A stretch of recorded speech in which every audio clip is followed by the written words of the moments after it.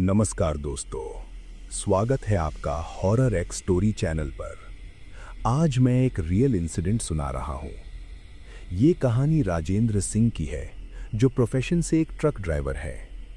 राजेंद्र आज भी उस रात को याद करके कांप जाते हैं। वो रात जब उन्होंने एक गलत फैसला लिया था, एक ऐसा फैसला जिसने उनकी जिंदगी हमेशा के लिए बदल दी। 2019 की बात है। दिल्ली से भोपाल जाने वाले हाईवे पर मध्य प्रदेश की सीमा के पास एक इलाका है जिसे लोग ग्वालियर शिवपुरी रूट कहते हैं। ये वही हाईवे है जहां रात में ट्रक ड्राइवर अक्सर अकेले सफर करते हैं। लंबी लंबी सड़कें, दोनों तरफ घने पेड़ और बीच बीच में छोटे ढाबे। राजेंद्र सिंह 42 साल का एक अनुभवी ट्रक ड्राइवर था। पिछले 20 सालों से वो दिल्ली से भोपाल, इंदौर, नागपुर हर रूट पर माल ढोता आया था। उसकी पत्नी और 2 बच्चे ग्वालियर में रहते थे। घर का खर्च, बच्चों की पढ़ाई, कर्ज का बोझ, सब कुछ राजेंद्र के कंधों पर था। इसलिए वो कभी ना नहीं कहता था, चाहे रात हो या दिन, चाहे मौसम खराब हो या अच्छा। ट्रक चलाना ही उसकी जिंदगी थी। उस दिन 12 नवंबर की रात थी। राजेंद्र को दिल्ली से भोपाल तक सीमेंट के बोरे पहुंचाने थे। सुबह 6 बजे तक डिलीवरी करनी थी, वरना कंपनी पेनल्टी काट लेती।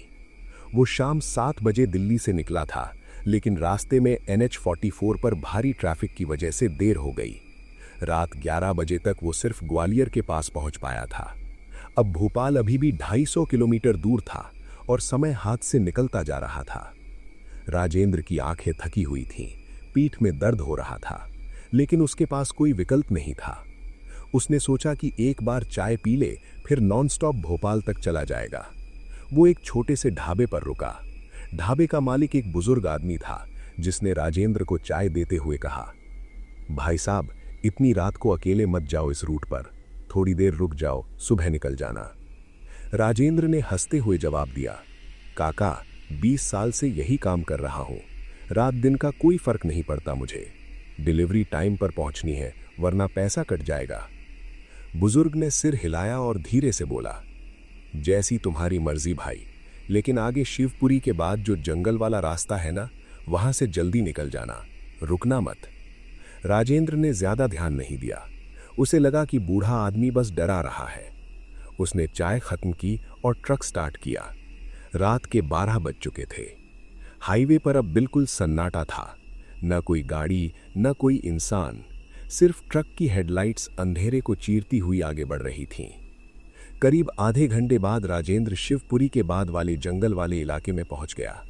दोनों तरफ घने पेड़, सड़क टेढ़ी मेढ़ी और बीच बीच में अंधेरे में डूबे छोटे छोटे मंदिर और खंडहर दिखाई दे रहे थे। राजेंद्र को थोड़ी अजीब सी फीलिंग आने लगी, लेकिन उसने खुद को समझाया कि यह सिर्फ थकान है। तभी अचानक उसे सड़क के किनारे एक आदमी खड़ा दिखाई दिया। वो आदमी हाथ हिला रहा था, जैसे लिफ्ट मांग रहा हो। राजेंद्र ने ब्रेक लगाया। ट्रक धीरे धीरे रुका। राजेंद्र ने खिड़की से झांक कर देखा। वो एक साधारण दिखने वाला आदमी था, करीब 50-55 साल का, सफेद कुर्ता पायजामा पहने हुए, चेहरा थका हुआ। उसने राजेंद्र से कहा, भाई साहब, मुझे थोड़ा आगे छोड़ दोगे, बहुत जरूरी काम है। राजेंद्र के मन में थोड़ा शक हुआ, इतनी रात को इस सुनसान जगह पर यह आदमी क्या कर रहा है। लेकिन फिर उसने सोचा कि शायद किसी की इमरजेंसी हो, गाड़ी खराब हो गई हो। राजेंद्र ने दरवाज़ा खोल दिया और बोला, बैठ जाओ। वो आदमी ट्रक में बैठ गया। उसकी सांसें तेज चल रही थीं, जैसे वो बहुत दूर से भाग कर आया हो। राजेंद्र ने पूछा, क्या हुआ भाई, इतनी रात को यहाँ अकेले कैसे? उस आदमी ने धीरे से जवाब दिया, गाड़ी खराब हो गई थी, अब घर जाना है। उसकी आवाज में कोई इमोशन नहीं थी, बिल्कुल सपाट। राजेंद्र को कुछ अजीब लगा, लेकिन उसने ट्रक फिर से स्टार्ट किया और आगे बढ़ने लगा।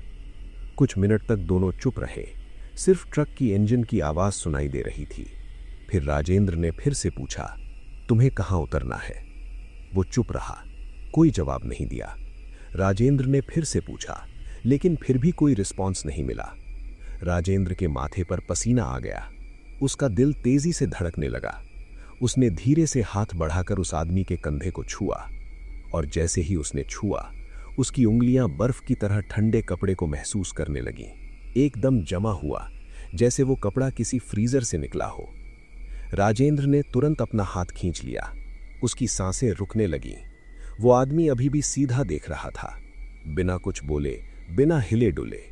और तभी उस आदमी ने धीरे धीरे अपना चेहरा राजेंद्र की तरफ घुमाया।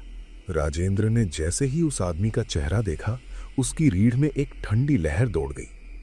वो चेहरा बिल्कुल सामान्य था, लेकिन वो आंखें किसी जीवित इंसान की नहीं लग रही थी। वो खाली, गहरी और बिना किसी चमक के थीं, जैसे किसी पुतले की आंखें हों। राजेंद्र ने तुरंत अपनी नजर सड़क पर टिका दी। उसके हाथ स्टीयरिंग पर कांपने लगे थे, लेकिन उसने खुद को संभाला। उसने मन में सोचा, नहीं, ये सिर्फ थकान है, मैं ओवरथिंक कर रहा हूं। ये आदमी शायद बीमार है या बहुत थका हुआ है। लेकिन दिल के किसी कोने में एक आवाज लगातार कह रही थी, कुछ गड़बड़ है। राजेंद्र ने धीरे से पूछा, भाई साहब, आपकी तबीयत ठीक है? कोई जवाब नहीं। वो आदमी फिर से सामने देखने लगा, जैसे राजेंद्र ने कुछ पूछा ही ना हो। राजेंद्र ने एक्सेलरेटर पर जोर दिया। उसे बस जल्दी से जल्दी इस आदमी को उतारना था और आगे बढ़ना था। कुछ मिनट बाद सड़क के किनारे एक छोटा सा चाय का ढाबा दिखा। ढाबा बंद था, लेकिन वहां एक हल्की सी रोशनी जल रही थी। राजेंद्र ने सोचा कि यहीं उस आदमी को उतार दे। उसने ट्रक धीमा किया और बोला, भाई साहब, यहां उतर जाओ, आगे मुझे तेज चलना है। वो आदमी चुप रहा। राजेंद्र ने फिर से कहा, भाई साहब, मैंने कहा ना, उतर जाओ। इस बार उसकी आवाज में थोड़ी सख्ती थी, लेकिन फिर भी कोई रिस्पॉन्स नहीं। राजेंद्र का दिल तेजी से धड़कने लगा। उसने ट्रक रोक दिया और साइड में खड़ा कर दिया। वो तुरंत अपनी सीट से उठा और बोला, देखो भाई, मैं तुम्हें यहीं उतार रहा हूं, मुझे जल्दी है। उसने दरवाजा खोल दिया, लेकिन वो आदमी हिला तक नहीं। वो बस सीधा बैठा रहा। उसकी आंखें अब भी सामने टिकी हुई थी। राजेंद्र ने हिम्मत करके उसके कंधे पर हाथ रखा और धक्का देने की कोशिश की, लेकिन जैसे ही उसने छुआ, उस आदमी ने बिना कोई आवाज किए अपना सिर धीरे धीरे राजेंद्र की तरफ घुमाया। इस बार उसके चेहरे पर एक मुस्कान थी, एक अजीब टेढ़ी मुस्कान जो किसी इंसान की नहीं लग रही थी। उसकी आंखें अब भी खाली थीं, लेकिन होंठ वो धीरे धीरे ऊपर उठ रहे थे, जैसे किसी ने जबरदस्ती उन्हें खींचा हो। राजेंद्र पीछे हट गया। उसकी सांसें तेज हो गईं, गला सूख गया। उसने तुरंत ट्रक से बाहर कूदा और पीछे की तरफ भागा। उसके हाथ कांप रहे थे, पैर लड़खड़ा रहे थे। वो ढाबे की तरफ दौड़ा और जोर से चिल्लाया, कोई है? कोई है यहां? ढाबा बंद था। कोई जवाब नहीं आया। राजेंद्र ने पीछे मुड़कर देखा। ट्रक वहीं खड़ा था और वो आदमी अभी भी कैबिन में बैठा था। राजेंद्र ने सोचा कि क्या करे, वापस जाएं या नहीं, लेकिन उसके पास कोई और विकल्प नहीं था। ट्रक में उसका सब कुछ था, पर्स, फोन, डॉक्यूमेंट्स। राजेंद्र ने गहरी सांस ली और धीरे धीरे वापस ट्रक की तरफ बढ़ा। जैसे जैसे वो पास आ रहा था, उसके कदम धीमे होते जा रहे थे। उसने हेडलाइट की रोशनी में देखा, वो आदमी अब भी वहीं बैठा था। राजेंद्र ने हिम्मत जुटाई और ड्राइवर की सीट के पास पहुंचा। उसने धीरे से अंदर झांका और उसका दिल धक से रह गया। वो आदमी अब वहां नहीं था।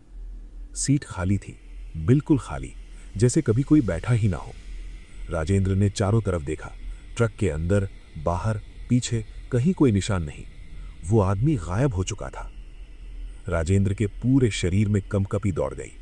उसकी आंखों के सामने अंधेरा छाने लगा, लेकिन उसने खुद को संभाला। उसने तुरंत ट्रक में चढ़ा, दरवाजा बंद किया और लॉक कर दिया। उसकी सांसें बहुत तेज चल रही थीं, दिल धड़कन इतनी जोर से हो रही थी कि वो अपनी छाती में महसूस कर सकता था। उसने इंजन स्टार्ट किया और तुरंत एक्सेलरेटर दबा दिया। ट्रक तेजी से आगे बढ़ने लगा। राजेंद्र लगातार रियर व्यू मिरर में देख रहा था, लेकिन पीछे सिर्फ अंधेरा था। वो तेजी से ड्राइव करता रहा। उसके हाथ अब भी कांप रहे थे, लेकिन उसने रुकने की हिम्मत नहीं की। वो बस एक ही बात सोच रहा था कि जल्दी से जल्दी इस जगह से निकल जाऊं। करीब 20 मिनट बाद जब जंगल का इलाका खत्म होने लगा, राजेंद्र ने थोड़ा आराम की सांस ली। अब सड़क चौड़ी हो गई थी और कुछ दूरी पर स्ट्रीट लाइट्स भी दिखने लगी थी। राजेंद्र ने सोचा कि यहीं उस आदमी को उतार दे, लेकिन तभी उसे कैबिन के अंदर एक अजीब सी महक आई। एक तेज सड़ी हुई महक, जैसे किसी चीज को कई दिनों तक पानी में सड़ाया गया हो। राजेंद्र ने नाक पर हाथ रखा और चारों तरफ देखा, लेकिन कुछ भी अजीब नजर नहीं आया। फिर अचानक उसे अपनी दाहिनी तरफ किसी की सांस लेने की आवाज सुनाई दी, धीमी लेकिन साफ। राजेंद्र ने धीरे धीरे अपना सिर दाहिनी तरफ घुमाया और जो उसने देखा उससे उसकी आत्मा कांप गई। पैसेंजर सीट पर वही आदमी फिर से बैठा हुआ था। इस बार उसका चेहरा राजेंद्र की तरफ था और वो मुस्कुरा रहा था। राजेंद्र की चीख गले में ही अटक गई। उसके हाथों से स्टीयरिंग छूट हुई और ट्रक लड़खड़ाते हुए सड़क के किनारे की तरफ मुड़ने लगा। राजेंद्र ने तुरंत स्टीयरिंग पकड़ी और ब्रेक मारा। ट्रक एक झटके के साथ रुक गया। उसकी सांसें इतनी तेज चल रही थीं कि उसे लगा जैसे दिल फट जाएगा। उसकी आंखें उस आदमी पर टिकी हुई थीं। वो आदमी अब भी मुस्कुरा रहा था, लेकिन अब उसकी आंखों में एक अजीब सी चमक थी, एक ऐसी चमक जो इंसानी नहीं थी। राजेंद्र की जीभ सूख चुकी थी।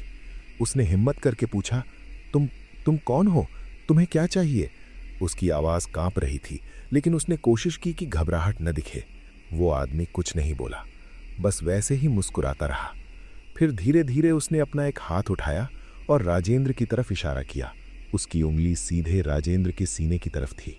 राजेंद्र ने देखा कि उस आदमी के नाखून सामान्य नहीं थे। वो लंबे थे, काले थे और टूटे हुए थे, जैसे किसी ने मिट्टी में खोदते खोदते अपने हाथ घिस दिए हों। राजेंद्र के पूरे शरीर में पसीना आ गया।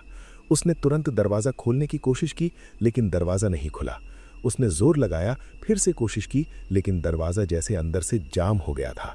राजेंद्र ने घबराहट में खिड़की का शीशा नीचे करने की कोशिश की, लेकिन वो भी नहीं खुला। वो आदमी अब भी मुस्कुरा रहा था। फिर उसने अपना मुंह खोला और एक आवाज़ निकाली, लेकिन वो कोई इंसानी आवाज़ नहीं थी। वो एक अजीब, कर्कश, खरोचने जैसी आवाज़ थी, जैसे कोई धातु को पत्थर पर रगड़ रहा हो। उसने कहा, राजेंद्र, तुम मुझे जानते हो। राजेंद्र का दिल बैठ गया। उसने कभी इस आदमी को नहीं देखा था, फिर ये कैसे उसका नाम जानता है? उसने कांपते हुए पूछा, मैं तुम्हें नहीं जानता, तुम कौन हो? वो आदमी की मुस्कान और चौड़ी हो गई। उसने फिर से वही खरोचने जैसी आवाज में कहा, याद करो, 5 साल पहले इसी रास्ते पर। राजेंद्र का माथा ठनका। 5 साल पहले? उसने सोचने की कोशिश की, लेकिन घबराहट में उसे कुछ याद नहीं आ रहा था। उस आदमी ने फिर कहा, रात के 2 बजे बारिश हो रही थी। मैं सड़क के किनारे खड़ा था। मैंने तुम्हारे ट्रक को रोकने की कोशिश की थी और तभी एकदम से राजेंद्र को याद आया। 5 साल पहले बरसात की एक रात राजेंद्र इसी रूट पर जा रहा था। तब भी देर हो गई थी और उसे जल्दी थी। उसने सड़क के किनारे एक आदमी को खड़े देखा था जो हाथ हिलाकर लिफ्ट मांग रहा था, लेकिन राजेंद्र ने उसे नज़रअंदाज कर दिया था। उस वक्त उसने सोचा था कि रात में अनजान को ट्रक में बैठाना खतरनाक हो सकता है। वो रुका नहीं था, सीधे निकल गया था। राजेंद्र ने हकलाते हुए कहा, वो तुम थे? उस आदमी ने सिर हिलाया। फिर उसने कहा, मेरी गाड़ी खराब हो गई थी। मेरे बच्चे का एक्सीडेंट हुआ था। मुझे अस्पताल जाना था। मैंने तुमसे मदद मांगी, लेकिन तुम रुके नहीं। राजेंद्र के गले में कुछ अटक गया। उसने धीरे से पूछा, फिर क्या हुआ? उस आदमी की आंखें और गहरी हो गईं। उसने कहा, मैं पैदल चलने लगा, बारिश में भीगता हुआ, लेकिन समय पर नहीं पहुंच पाया। मेरा बच्चा मर गया। राजेंद्र की आंखों में आंसू आ गए। उसने कहा, मुझे माफ कर दो, मुझे नहीं पता था, मैं डर गया था। उस आदमी ने उसे बीच में ही रोक दिया। उसने कहा, अब कोई माफी काम नहीं आएगी। उस रात मैं भी इसी जगह मर गया, गुस्से में, दुख में, नफरत में, और तब से मैं यही हूँ, इसी सड़क पर उन लोगों का इंतजार करता हूँ जो दूसरों की मदद नहीं करते। राजेंद्र का दिल बैठ गया। पैनिक में उसने कहा, प्लीज मुझे जाने दो, मैं आगे से कभी ऐसा नहीं करूँगा। किसी को भी मदद चाहिए होगी, मैं जरूर करूँगा। लेकिन वो आदमी हंसने लगा, एक खोखली, डरावनी हंसी। उसने कहा, जाने दूं? तुमने मुझे जाने दिया था। और तभी वो आदमी राजेंद्र की तरफ झुकने लगा। उसका चेहरा धीरे धीरे राजेंद्र के चेहरे के पास आने लगा। राजेंद्र पीछे हटने की कोशिश करता रहा, लेकिन उसकी पीठ पहले ही सीट से लग चुकी थी। उस आदमी की सांसें अब बिल्कुल राजेंद्र के चेहरे पर पड़ रही थीं, ठंडी, सड़ी हुई, मौत जैसी। राजेंद्र ने आंखें बंद कर लीं और जोर से चिल्लाया, हे भगवान, बचा लो मुझे। और उसी पल ट्रक के बाहर से किसी ने दरवाजे पर जोर जोर से दस्तक दी। दस्तक की आवाज इतनी तेज थी कि राजेंद्र चौंक गया। उसने तुरंत आंखें खोली और देखा कि वो आदमी अब भी उसके सामने था, लेकिन उसका चेहरा अब लुक गया था। वो पीछे हट गया और खिड़की की तरफ देखने लगा। राजेंद्र ने भी हिम्मत करके खिड़की से बाहर देखा और वहां एक बुजुर्ग साधु खड़ा था। उसके हाथ में एक लालटेन थी और माथे पर त्रिपुंड का तिलक लगा हुआ था। साधु ने फिर से खिड़की पर दस्तक दी और इशारा किया कि राजेंद्र दरवाजा खोले। राजेंद्र ने दरवाजे का हैंडल घुमाया और इस बार दरवाजा खुल गया।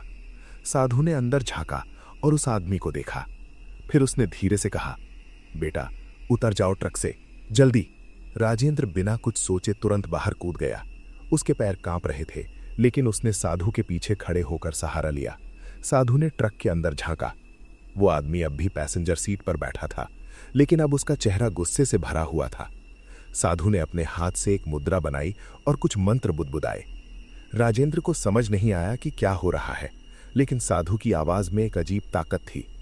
साधु ने उस आदमी से कहा, तुम्हारा समय खत्म हो चुका है, तुम्हें यहां नहीं रुकना चाहिए, जाओ, शांति से जाओ। लेकिन वो आदमी हिला नहीं। उसने साधु की तरफ देखा और फिर से वही खरोंचने जैसी आवाज में कहा, मैं तब तक नहीं जाऊंगा जब तक इसे सजा नहीं मिलती। साधु ने सिर हिलाया और कहा, सजा देना तुम्हारा काम नहीं है।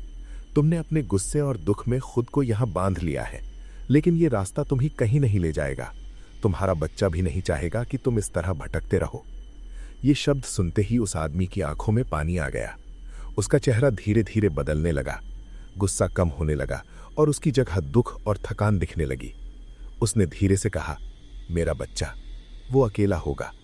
साधु ने नरमी से कहा, नहीं, वो तुम्हारा इंतजार कर रहा है, लेकिन तुम्हें जाना होगा, इस दुनिया से नहीं बल्कि इस दर्द से। छोड़ दो ये गुस्सा, छोड़ दो ये नफरत, जाओ अपने बच्चे के पास। कुछ पल के लिए सब कुछ शांत हो गया। फिर धीरे धीरे उस आदमी का शरीर धुंधला होने लगा, जैसे वो धुएं की तरह हवा में घुलता जा रहा हो। उसने एक बार राजेंद्र की तरफ देखा। इस बार उसकी नजरों में गुस्सा नहीं था, बस एक खालीपन था। फिर वो पूरी तरह गायब हो गया। राजेंद्र की टांगें जवाब दे गईं। वो जमीन पर बैठ गया और अपना सिर हाथों में पकड़कर रोने लगा। साधु ने उसके कंधे पर हाथ रखा और कहा, डरो मत बेटा। वो चला गया। राजेंद्र ने रोते हुए पूछा, ये सब क्या था? वो कौन था? साधु ने गहरी सांस ली और कहा, वो एक पिता था जिसने अपने बच्चे को खो दिया। उसकी मौत के बाद उसकी आत्मा यहीं फंस गई, गुस्से और दुख में। वो उन लोगों को सजा देना चाहता था जिन्होंने उसकी मदद नहीं की, लेकिन आज उसे समझ आ गया कि ये रास्ता गलत है। राजेंद्र ने हाथ जोड़कर कहा, महाराज, मैंने बहुत बड़ी गलती की। मैं उस वक्त डर गया था, मैं नहीं जानता था कि। साधु ने बीच में ही रोका, जो हो गया सो हो गया, लेकिन आज तुम्हें एक मौका मिला है। आगे से कभी किसी की मदद से मुंह मत मोड़ना। हर इंसान को जरूरत के वक्त मदद मिलनी चाहिए, चाहे वो जाना पहचाना हो या अनजान। राजेंद्र ने सिर हिलाया। उसने साधु के पैर छुए और कहा, आप यहां कैसे आए महाराज? अगर आप नहीं आते तो? साधु मुस्कुराया और कहा, मैं यहां पास के एक छोटे से मंदिर में रहता हूं। मुझे पता है इस रास्ते पर क्या होता है। कभी कभी मैं रात को गश्त करता हूं, देखता हूं कि किसी को मदद की जरूरत तो नहीं। आज तुम्हारी चीख सुनाई दी, इसलिए दौड़ा चला आया। राजेंद्र की आंखों में फिर से आंसू आ गए। उसने कहा, आपने मेरी जान बचाई महाराज। साधु ने कहा, नहीं बेटा, भगवान ने तुम्हें एक मौका दिया है, इसे बर्बाद मत करना। अब जाओ, अपने घर जाओ, अपने परिवार से मिलो और याद रखना, दूसरों की मदद करना ही असली इबादत है। राजेंद्र ने फिर से साधु के पैर छुए। साधु ने उसे आशीर्वाद दिया और कहा, सुरक्षित यात्रा हो तुम्हारी, अब जाओ। राजेंद्र ट्रक में बैठा। इस बार उसे कोई डर नहीं लग रहा था। उसने इंजन स्टार्ट किया और साधु को प्रणाम किया। साधु ने हाथ हिलाया और धीरे धीरे अंधेरे में गायब हो गया। राजेंद्र ने ट्रक आगे बढ़ाया। अब रात का सबसे अंधेरा हिस्सा बीत चुका था। सुबह होने में कुछ ही घंटे बचे थे। राजेंद्र ने खिड़की से बाहर देखा। आसमान में तारे चमक रहे थे। उसने मन ही मन भगवान को धन्यवाद दिया। और उस रात के बाद राजेंद्र ने अपने आप से एक वादा किया, वो कभी किसी जरूरतमंद को नजरअंदाज नहीं करेगा, चाहे कितनी भी जल्दी क्यों ना हो, चाहे कितनी भी देर रात क्यों ना हो। अगर कोई मदद मांगेगा तो वो जरूर रुकेगा। सुबह के 6 बजे राजेंद्र भोपाल पहुंच गया। डिलीवरी टाइम पर हो गई, लेकिन उसका दिमाग अभी भी उस रात में अटका हुआ था। माल उतारते वक्त भी उसके हाथ कांप रहे थे। कंपनी के सुपरवाइजर ने पूछा, क्या हुआ राजेंद्र भाई, तबीयत ठीक नहीं लग रही? राजेंद्र ने बस इतना कहा, बस थक गया हूं, रात भर ड्राइविंग की है। वो किसी को बता नहीं सकता था कि उसके साथ क्या हुआ था। कौन यकीन करता, लोग पागल समझते। डिलीवरी के बाद राजेंद्र सीधा अपने घर ग्वालियर के लिए निकला। रास्ते में उसने एक छोटे से मंदिर के सामने ट्रक रोका। वो नीचे उतरा, मंदिर में गया और भगवान के सामने माथा टेक कर रोने लगा। उसने प्रार्थना की, हे भगवान, मुझे माफ कर दो, मैंने गलती की थी। मैंने एक पिता की मदद नहीं की जब उसे सबसे ज्यादा जरूरत थी। आज से मैं वादा करता हूं, कभी किसी को अकेला नहीं छोड़ूंगा। जब वो घर पहुंचा तो उसकी पत्नी दरवाजे पर खड़ी थी। उसने राजेंद्र का चेहरा देखा तो घबरा गई। क्या हुआ, तुम इतने परेशान क्यों लग रहे हो? राजेंद्र ने उसे गले लगा लिया और कहा, कुछ नहीं, बस तुम्हें देखने का मन कर रहा था। उसने अपने बच्चों को भी गले लगाया। उस पल उसे एहसास हुआ कि उस आदमी ने क्या खोया होगा। अपने बच्चे को खोना ये दुनिया की सबसे बड़ी सजा है। उसके बाद से राजेंद्र बदल गया। जब भी वो उसी रूट पर जाता तो हमेशा साधु वाले मंदिर पर रुकता, लेकिन वो मंदिर हमेशा बंद मिलता। एक दिन उसने पास के ढाबे वाले से पूछा, भाई साहब, यहाँ जो साधु महाराज रहते हैं ना, वो कहाँ मिलेंगे? ढाबे वाले ने हैरानी से कहा, साधु? यहाँ तो कोई साधु नहीं रहता। ये मंदिर तो पिछले 10 सालों से बंद पड़ा है। राजेंद्र का दिल धक से रह गया। उसने पूछा, लेकिन मैंने तो खुद देखा था, एक बुजुर्ग साधु त्रिपुंड लगाए हुए, लालटेन लेकर। ढाबे वाले ने सिर हिलाया, नहीं भाई साहब, यहाँ कोई नहीं रहता। हाँ, सुना है कि बहुत पहले यहाँ एक संत रहते थे, लोगों की मदद करते थे, रात को गश्त लगाते थे, लेकिन वो तो 20 साल पहले गुजर चुके हैं। राजेंद्र के पूरे शरीर में सिहरन दौड़ गई। वो साधु भी एक आत्मा थी, लेकिन वो नफरत करने नहीं बल्कि मदद करने के लिए रुकी हुई थी। राजेंद्र ने उस दिन समझा कि मौत के बाद भी 2 रास्ते होते हैं, या तो गुस्से में भटको या फिर प्यार में मदद करो। आज भी राजेंद्र उसी हाईवे पर ट्रक चलाता है, लेकिन अब वो कभी किसी को अनदेखा नहीं करता। रात में अगर कोई सड़क किनारे खड़ा मिलता है तो वो जरूर रुकता है। कभी कभी उसे डर लगता है, लेकिन फिर वो उस साधु की बात याद करता है। दूसरों की मदद करना ही असली इबादत है। और उस रात के बाद से राजेंद्र ने कभी उस सफेद कुर्ते वाले आदमी को दोबारा नहीं देखा। शायद उस आत्मा को शांति मिल गई थी, शायद वो अपने बच्चे से मिल गया था, या शायद अब वो किसी और रूप में किसी और की मदद कर रहा था। आपको ये कहानी कैसी लगी, कमेंट में जरूर बताएं। अगर कहानी पसंद आई हो तो लाइक करें और चैनल को सब्सक्राइब करना ना भूलें। याद रखिए दोस्तों, कभी कभी हमारी एक छोटी सी मदद किसी की पूरी दुनिया बचा सकती है, और कभी कभी हमारी एक गलती किसी का पूरा जीवन बदल देती है। मिलते हैं अगली वीडियो में। सुरक्षित रहें, सतर्क रहें। नमस्कार।